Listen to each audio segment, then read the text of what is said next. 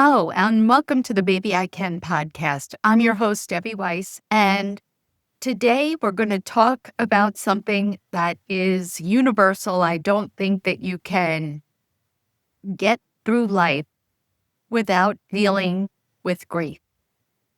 And here's the thing. Most people think grief begins when someone dies, but grief often begins much earlier. We can grieve lost dreams, lost expectations, changing relationships, altered futures, and versions of people we loved before they were ever gone. It's not something that we get over. We don't get over grief. It's something we learn to carry, and it evolves while we continue to live. When most people hear the word grief, they think about death, and it makes sense. But what are other forms of grief that maybe you don't think about as grief? Like divorce or illness, retirement, friendship changes, caregiving, empty nesting, job loss.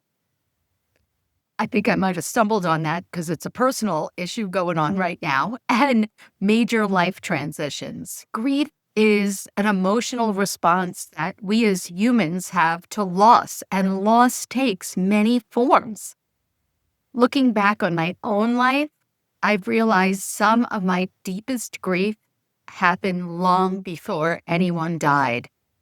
Boy, I can think of so many different examples, so many personal examples, but let me share the story of my oldest son's diagnosis. I struggled with infertility for many years, and I was lucky enough to give birth to Sam, my oldest, when I was 37 years old.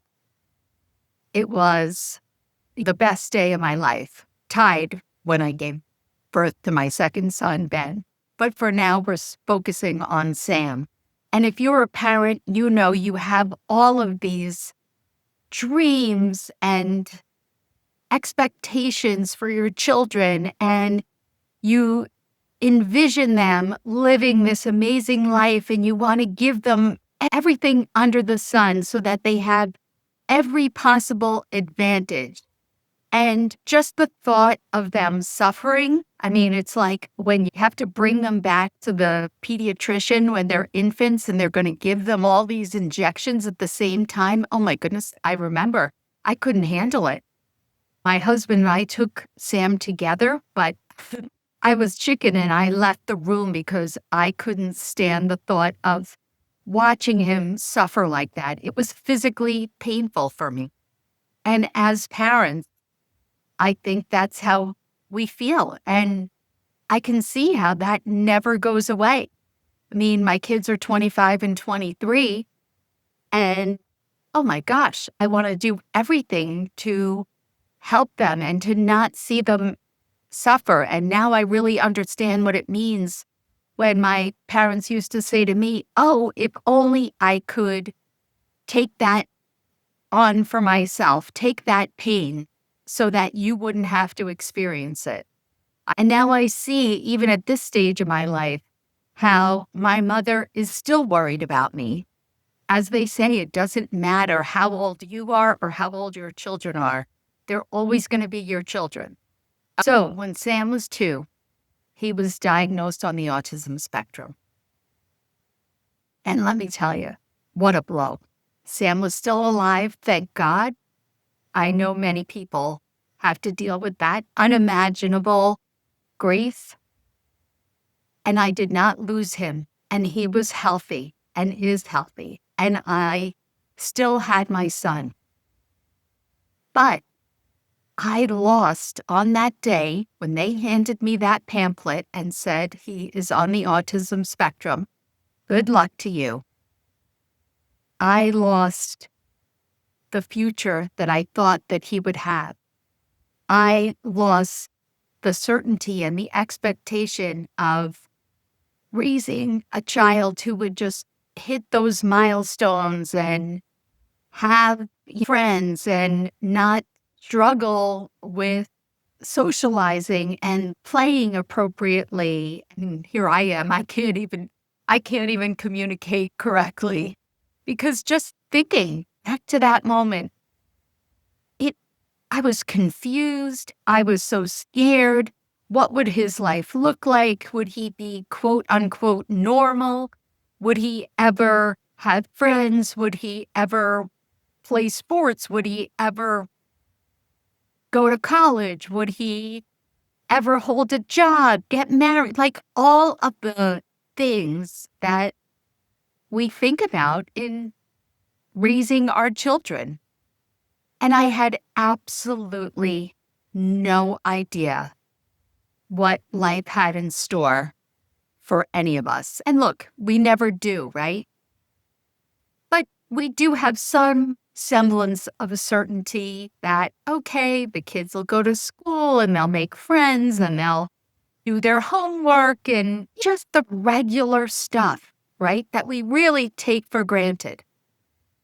And in that moment, all of that was gone. Now, maybe for you, it's a similar diagnosis or something else. Infertility. I mean, I've got to say, I was extremely lucky that eventually I was able to have Sam and Ben. But I know what it felt like. I was the worst. It was just so hard. So I get that. How about divorce?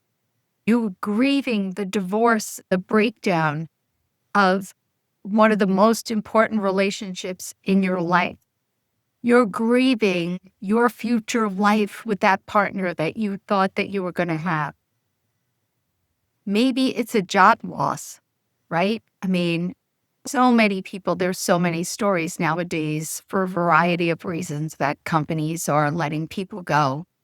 I'm experiencing something kind of similar where I am an insurance agent and my company, after 31 years, just announced that they're changing the pay structure.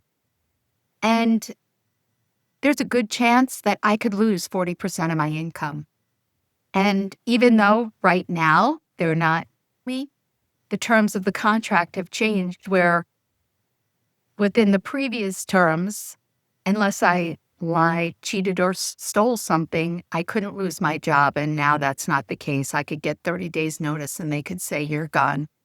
I've lost security. I've lost security of having my job. I've lost security of my income. And at this stage of my life, it's not what I expected. And I'm grieving. And I'm grieving the loss of the company that I once knew that is no longer exists in the same way. You could also be grieving a dream that never happened. Sometimes grief begins when life stops looking the way we thought it would, right? And I don't think that we think about that as grief. I feel like we think about that as disappointment, and it is disappointment, but there is grief involved.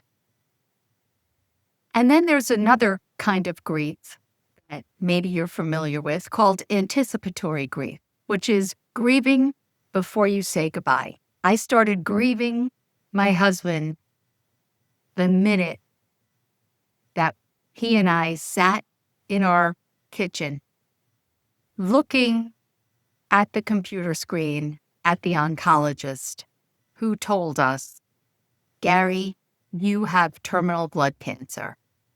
And for some, there's a possible cure, but for you, that isn't.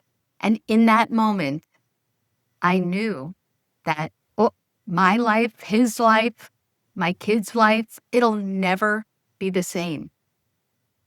And while we went through that struggle together in different ways, while I was caring for him and scheduling appointments and trying to stay optimistic and studying his blood work like I was a doctor and trying to stay strong for him, for the kids, for everybody.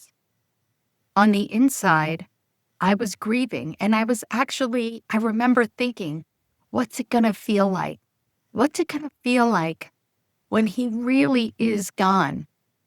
And I think that I was almost thinking, it's almost like when you're worrying and you think to yourself, well, if I think all the possibilities through and I kind of get myself familiar with what that feels like, when it actually happens, it won't be so bad. I can tell you firsthand, not the case at all. And I had the same thing with my father and my stepfather. With my father and my stepfather, knew that it was coming to the end. And it was different than with Gary, my husband.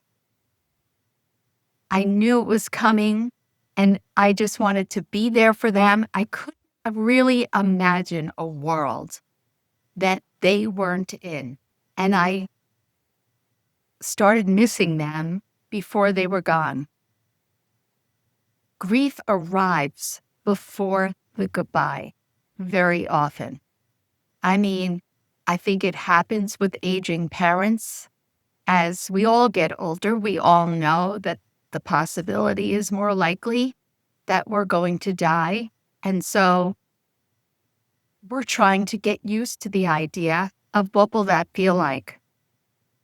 I've seen it if you have a loved one who has dementia, even though they're physically there and maybe they're physically healthy, you see their mind going and you're grieving the person that you once knew. Terminal illness, as I already discussed, or even major life transitions. You're getting divorced. You're becoming an empty nester. You're grieving before it happens because you want to prepare yourself. One of the hardest things I've learned is that sometimes we do grieve people who are still alive.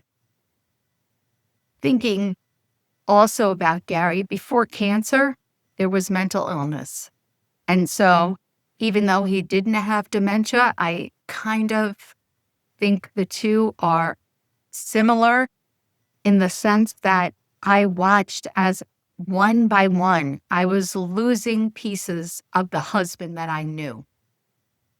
I was grieving the relationship that we once had, the partnership that we had, the laughter, the fun, the everything, the person he used to be was slipping away before my eyes, and I didn't understand it because at that point, I didn't really understand mental illness. I didn't understand any of it, and I just kept thinking that if I did something differently, took him to a different doctor, he took a different medication, if something changed, if I could make something easier, I would get him back. And I just kept trying. Each time I saw it didn't have an effect and things just seemed to get worse. And I was grieving him while he was still here. Same thing, very similar that happened when my father had a stroke and I was 17. I lost the father I knew. My father survived, thankfully. He lived for 30 years after his stroke. But my daddy was gone. He was still there, but he wasn't there in the same way. And instead of him being there to help me as I moved into young adulthood, the tables were turned and I was the one who had to take care of him. Our whole relationship changed. And I never expected that to happen because he was my biggest champion. And the future that I imagined moving forward in my life completely changed. And then I'm going to share something that I really haven't shared too much, is a friendship, a very special friendship. I'm not going to use names, but I had a best friend we met when we were in 7th grade. And I think it's one of those opposites attract kind of thing. And we've been through life together, right? Ups and downs, and we've had some little fallouts, and we've had some time in our lives where maybe we were at different stages of our lives and we didn't see or talk to each other as much as we had in the past. And then somehow it would always come back around again. And probably for, I would say 15 years before Gary died, We were close as ever. And now I'm talking about since I was 12 years old. When Gary died, I was 59. So what's that? 47 years worth of friendship? And it's a long story, but right after Gary died, we had a falling out. I was devastated. First, I was mad because I was party to the falling out and definitely caused it. I am not placing blame. I think it, as always, came from both sides. And after Gary died, the fact that I was having this falling out with my best friend, and even though she thankfully was alive, I had lost her. I had lost the friendship. And I kept trying to attempt to repair things. And she was very kind with the text. She was never nasty. And there was always something that made me think, well, maybe she just needs a little time. After the first few months, when I was really trying to patch things up and I saw it wasn't happening and the texts got fewer apart, but I never could stop thinking about it. I was grieving this friendship so incredibly much. I couldn't get her or the whole situation out of my mind. I just wanted her back. And about 6 months ago, we had a text exchange and I asked her point blank, and she was very kind, but made it very clear that she thought what was best was for each of us to go our own ways. And I think that it was the first time that she said that very bluntly, which is what I needed to hear. And she did me a favor because even though I'm not happy about it, I finally had to come to terms with it. And peace eventually came. Because sometimes people in our lives are there for a season, even when that season is 47 years, a very long season. And one of the hardest forms of grief is grieving someone who's still alive, but no longer available to you in the same way. I still think about her, but not as much. And I don't have the expectation that things are going to change. I've just kind of accepted that we were friends for a season, and that's all that was meant to be. Most people think grief after death is about missing the person. And it is. It absolutely is. But it's also about missing other things. The routines that you share together, the companionship, the conversation, the shared history, right? When Gary died, I wasn't only grieving Gary, I was grieving future anniversaries, trips, growing old together, retirement. You know, what I also have come to realize, I'm also grieving, sharing the joys and the heartache of parenthood, because nobody else can understand how you feel about what's happening in your kid's life other than your spouse or your partner or their parent, your co-parent, right? Whether you're divorced or not. And now that was gone. I had no one to share my future with, no one to share the joys and heartbreak of parenthood. There's other kinds of grief that we really don't recognize. Think about becoming an empty nester. I mean, everybody's fine, but life is different. Oh my goodness, when Ben first went off to school, even though I still had Sam here and Gary was alive at the time, it was the most bizarre thing. I felt like someone cut off my arm and took it somewhere. And it was out in the world, and he wasn't here under my roof, and I couldn't stand it. I can't even imagine what it would feel like for both of them to be gone. And then there's retirement grief. How often do you hear that people lose their identity? So many of us, our identities are tied to what we do. Not only that, you lose the structure. Maybe nobody likes to get up when the alarm goes off, but at least your days have structure and they also have purpose. You have to figure out when you retire how to incorporate those things back into your life in an enjoyable way. It's not going to look the same. And for many people, it takes a long time and they never really enjoy retirement. And then, of course, there's health grief. Your body changes, your abilities change. You may be experiencing some of this right now. And I have to say that I am too. I've had a lot of, I was going to say structural problems, but I don't know what the medical term is. I've had my hips replaced and I've had a spinal fusion, and I had that about 27 years ago now. And since my hip replacements about 14 years ago, I think the last one was, I have been great.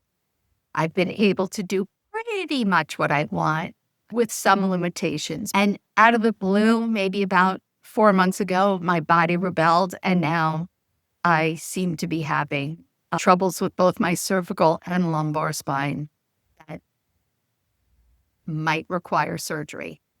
And I'm grieving my health because right now I don't have it. And look, you could be sitting there listening, thinking, look, Deb, be quiet. At least you are not dealing with some terrible disease like cancer, like dementia. And you're absolutely right. I've learned that you shouldn't measure your grief against someone else's because it's so easy to do. How many times do you have something happen and then someone will say, well, look, you have no reason to feel sorry for yourself. You have a roof over your head and you have some money, and look at that homeless person out there. And that's true. But that doesn't take away from how I feel and how you feel. Grief is personal, and we should each be able to experience it and not compare ourselves to someone else. Then, of course, there's caregiver grief, losing the role that consumed your life. I mean, it seems crazy because being a family caregiver is so difficult. And when it ends, either because hopefully your loved one gets better, or if they pass away, you'd think that you should be happy to be free, so to speak. But you're not, because now this has become your identity and what you know, and it's taken over your life. And now you've got to figure out, where do I go from here? And of course, the friendship grief. And sometimes it's not a big blow up. It could be just growing apart or drifting or life changing. Not all grief comes with a funeral. So what makes grief so hard? Well, people want grief to move faster. Oh, when's it going to be over? So many people too, they want to stay private. They don't want to share their grief. They're not comfortable with that. And they want grief to follow a timeline. All right, well, now it's been a year. We just want grief to be finished.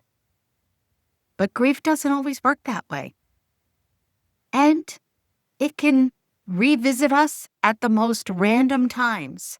Now, of course, we think on holidays or birthdays or anniversaries, but it's so much more than that. I find that grief hits me at the strangest times. It's hearing something that reminds me of the person. It makes me smile, but it also makes me hurt as well.